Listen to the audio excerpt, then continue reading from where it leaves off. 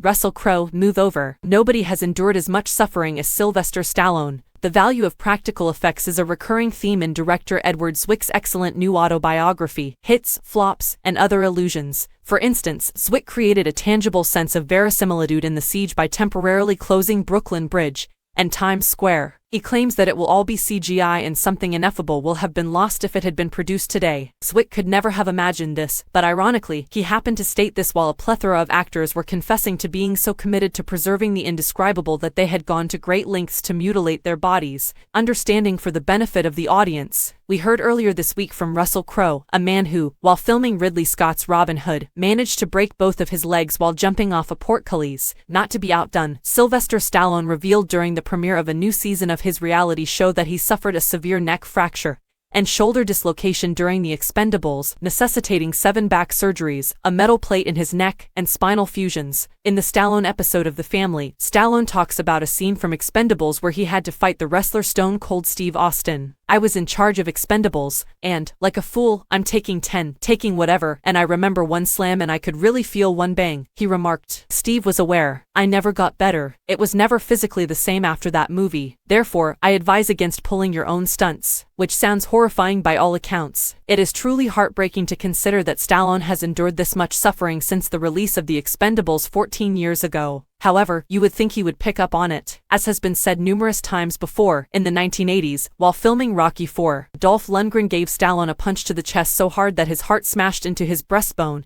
and swelled so dangerously that he had to spend more than a week in intensive care. It's reasonable to assume that the moment Ivan Drago punched you into the hospital was the appropriate time to stop performing your stunts.